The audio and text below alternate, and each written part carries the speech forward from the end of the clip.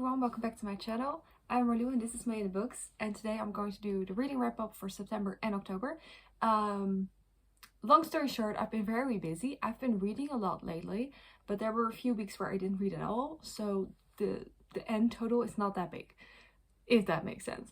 So for my experience, I've read a lot, but also know that there were just weeks where I didn't touch a book, so we still read, I think, 11 books. I just filmed this whole entire video and then I remembered I only filmed the ones from October, so starting off with September. The first book I finished is Tomorrow and Tomorrow and Tomorrow by Gabrielle Zevin. This book was so good. So good. I had so much fun reading it. It was just like you were in this like world of beautiful words, beautiful references. I just loved it so much. I think I love the writing more than anything, more than like the ending or where the story went to. So I will definitely be reading more from this author because I don't think the book was perfection, but the writing was so spectacular that I didn't want the book to end. I just wanted to stay in that world, in that literature. It was just so good. So that one got a high rating. I definitely recommend it. It's spectacular. It's great. It's the best book I've read this year so far.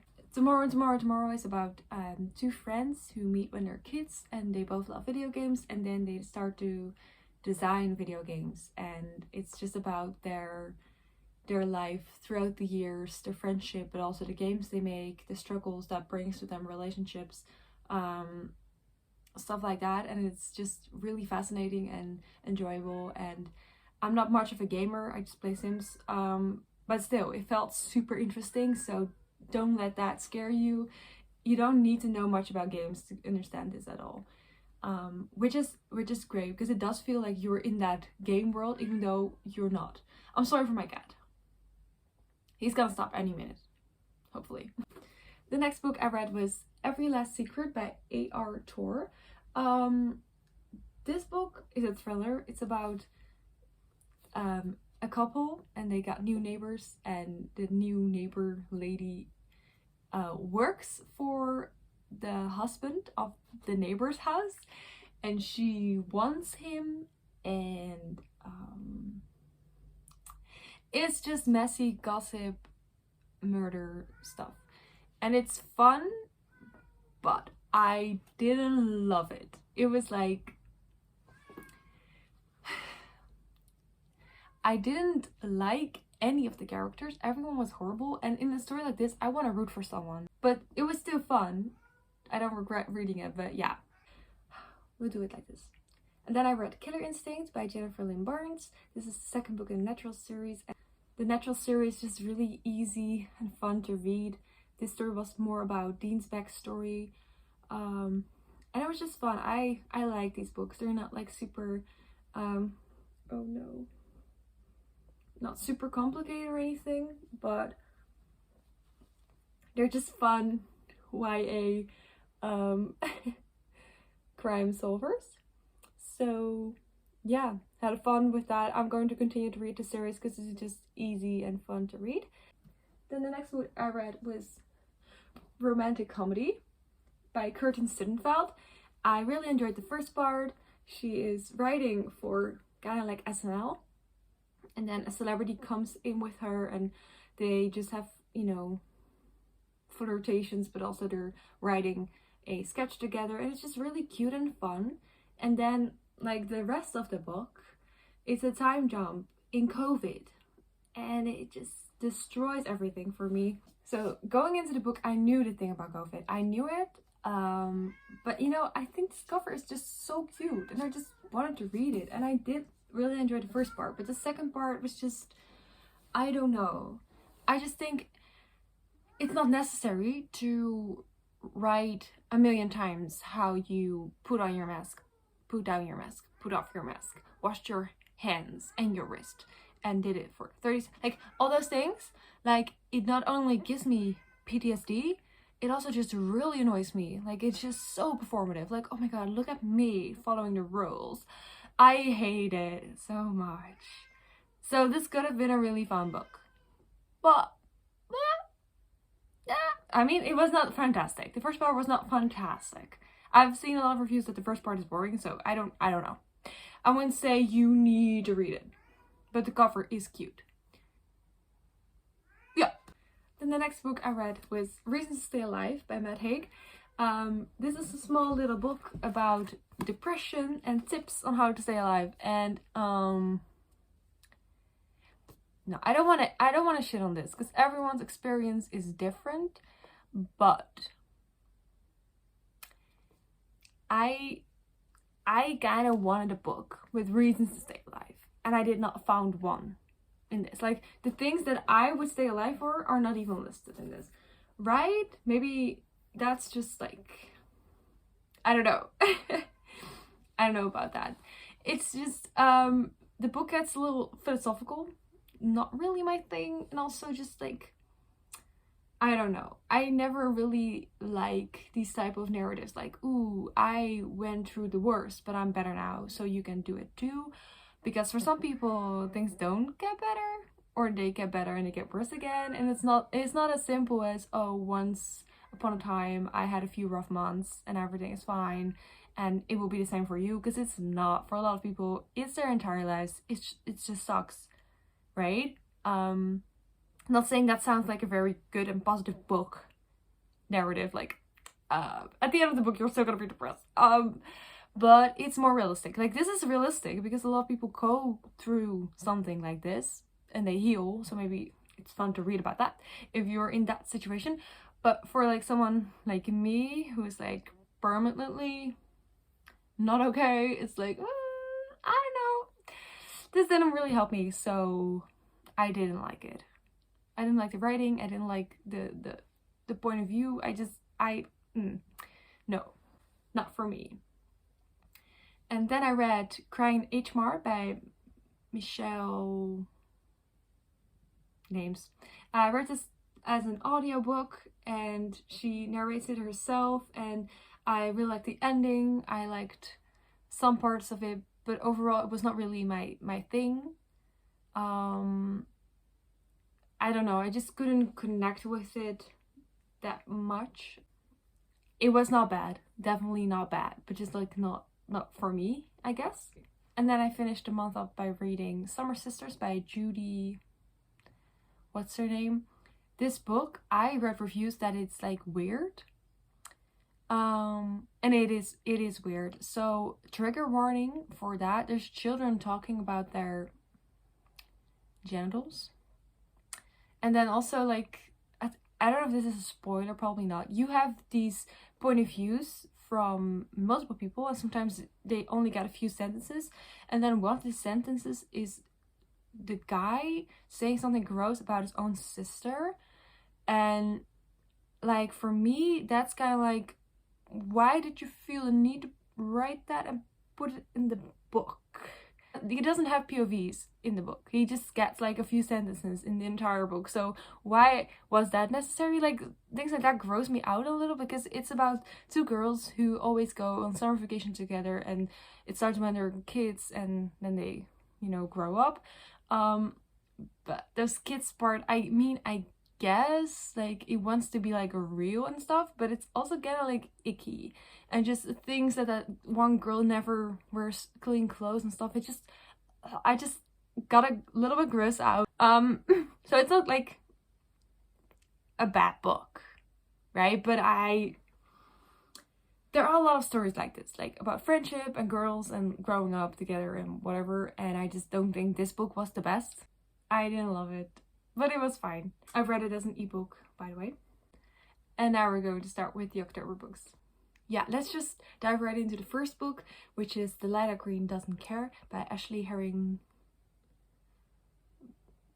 I don't know. I read this book physically, and it was such a fun book. It is a story about Delilah, who goes to the wedding of her stepsister, and she has a very difficult relationship with her and her stepmother because her parents are no longer alive, so they are all she has. But yeah, she goes to that wedding, and then you have a double point of view. So the other person we read from is Claire, which is the stepsister's best friend, and yeah, the two of them fall in love, and it's super cute and fun, and I like it. I had fun. I think I gave it... I'll just put my rating in the screen because I cannot remember everything. But it's definitely a fun book if you want a cute queer romance with like some little bit of depth going on. I definitely recommend it. And then I read The Soulmate Equation by Christina Lauren on Nextory as an ebook. I read a lot of romance lately. I don't know why. But yeah, I enjoyed it. This book is about a dating app that is designed around genetics, so you can match with people who are genetically speaking a good match for you. And then she gets a really good match with someone she doesn't like, and they start dating for the sake of the app. I had fun reading it.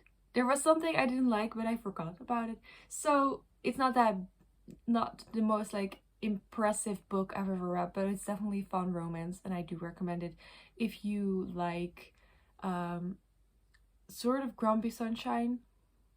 I don't know if it's Grumpy Sunshine. I don't remember. I don't remember. But yeah. The next book I read was These Silent Woods. I also read this physical. It was a little hard for me to get into because this book is basically about a father and a daughter who have run to the woods, and they live there now, and they're like not communicating with the outside world, and they're just stuck inside living a very different life than normal people. And it was hard to get into that because it's boring is not the good word for it, but it's like you just feel like it's not like super like, it's a thriller, but it's not like, ooh, someone is at your door, scary. But then at the end things happen and I got a little emotional, like not crying, emotional. This story really is about a dad and his daughter and his love for her, which is beautiful. So it's more like literary fiction thriller than scary thriller. But yeah, I do recommend it. It was a really good book. Then I read The 7-Year Slip by Ashley Boston. I saw this on so many book girlies videos giving it 5 stars. I didn't think I was going to give it 5 stars, but it got me curious. This book is about Clementine. Clementine lives in this apartment that can sort of time travel. You cannot decide when it happens, but because of that, she goes 7 years back in time and meets this guy. I have no idea how to pronounce it in English. Iwan, I have no idea. And she meets this guy in her kitchen, and it's super cute. But then this book is also about the current time and about her job and her life and her relationship with her aunt, who she's very close to. And this book is just filled with actually really cute romance, but also literary fiction. It's so it's kind of fantasy in a way that it's not realistic. It's about, you know, time travel, but it doesn't matter in this book. It's not confusing, it's not weird, it's just the way it is, and you just accept that going into this book, and I really enjoyed it. It makes sense to me. Let's just say that. I think meeting a person in a certain time does make sense of how you think of someone, right? Next up, I read Heartless by Elsie Silver. And I'm laughing right now because I just know, like, it's super cute, cutesy romance, right? Yeah. If people read this and they see me read it, I just feel kind of like embarrassed. Because I'm always saying, like, I don't like smut. Recently I've been reading smut and people know. So for this book is about Kate and Willa. And it's just, these are Grumpy Sunshine. This girl's sort of relatable. The way she like carries herself, and also she's a babysitter. She's his babysitter actually, his nanny. And they gotta hate each other, and then they don't. And they have a lot of sex in the hot tub. So this is book 2 in a Chestnut Spring series. Willa is Summer's best friend, and she becomes Kate's nanny. Kate is Red's brother. Yeah, this book is definitely smuttier than the first, I think. But I'm more like, I don't know. Going into this book, I know exactly what I was signing up for, and I was still surprised by how much it was. But yeah, these books, they're just really fun. They're just so different. They're just like about cowboys and like really like rough men, and I don't even like that. I don't even like that, but I enjoy these books. I don't know what that says about me. Maybe it's just a compliment to Elsie Silver's writing, that it's like, this is not like super like genius, but I came back for book 2, you know? I don't know where that accent came from. I don't even know if that's a cowboy accent, so I won't say it's the book because I don't know. But yeah, this is I recommend this series if you like smut. I don't like smut, but I still read these. There's just something in them that I enjoy. Maybe it's just that every person in this book actually like desires the other person. Like, unless with other books it's also, I don't know. I have no idea. And then the last book I finished this month is Someone Who Will Love You in All Your Damaged Glory by Raphael Bob Boxberg. I have this on my TBR for like over a year. This is the creator of BoJack Horseman, which is one of my favorite shows. I think about that show daily. It's my Roman Empire. I love BoJack Horseman. I wanted to read this book for a very long time. These are all short stories, and when I first got into the book, I was a little bit disappointed because for me it was just very like a hard time getting into it, because every time you start to like a story, it's almost over. But then towards the end, I started to really appreciate the stories. So maybe it's just the kind of book that you should reread once in a while. But like, the stories are fun. Just sometimes they're a little bit too I don't want to say metaphorically. Maybe that is the right word. They're really just like about things, and you should just like add in your head what it's actually about. And I love that in like TV. I love that because I'm like visually very like, you know, good at seeing things and hearing things, you know. But with reading, my mind just sometimes wanders off. And this book wants you to think about what you're reading.